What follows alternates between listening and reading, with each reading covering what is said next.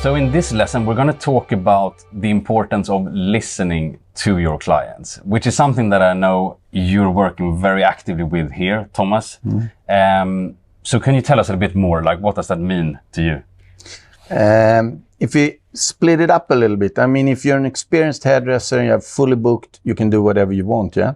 Mm-hmm. But if you're a startup or you have new hairdressers in the salon, or if you want to engage new clients, it's very common with hairdresser that they are very talkative, blah blah blah blah blah blah blah blah blah blah blah, and they talk about of their life and so on. And the closer to the payment they come, the more quiet they get. Okay. And I would say we would like to have it the opposite. Mm. If you have in your new situation, or if you have new hairdressers starting working for you, you should add the 80-20 rules, and that's really hard, because you should listen 80% of the time and you should talk 20% of the time. Okay. And why that is important, that is because in the beginning you need a lot of information about your client to have a plan, to make suggestions, and to build that loyalty feeling with them. Mm. And most hairdressers have bigger mouth than ears. Mm-hmm. And it's very, very, very, very important to try to approach it. If you have new hairdressers, make it like a competition or whatever. And how should you use your 20% of the time? You should use it starting with open questions. Okay.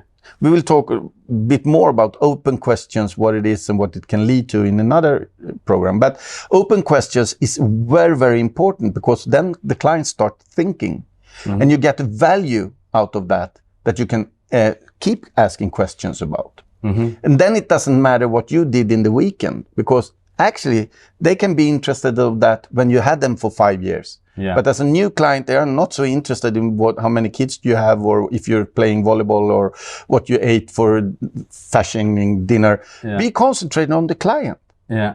Ask open questions, listen 80%. Mm-hmm. You get so much information that you can use in a later approach. Yeah. So the 80-20 rules is something that everybody can train on. Mm-hmm.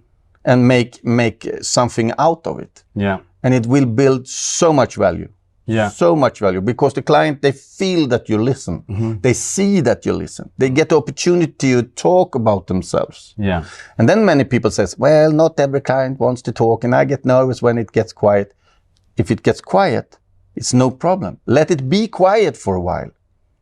When you work with hair shows and so on, to be quiet is the most efficient way to make something extraordinary happen afterwards. Yeah. Because with quietness, people listen. Mm. So if you want to say something, be quiet for a while. Use that technique. It works. It works and we know that it works. Yeah. So it's very important. And I would say that you should make a competition, and you should try to see who is the best of 80-20 technique, because it's a big value in there. Yeah, and I think we will, as you said, touch on that in some other lessons as well, like when we come back to that. So, because generally speaking, like what I take away from that as well is, like, people like to talk, right? People like to be listened to, and like when you allow your clients to talk, they'll feel better, and you basically make them feel good, right? Because they have the chance to talk about themselves. They have someone who listens to what they want.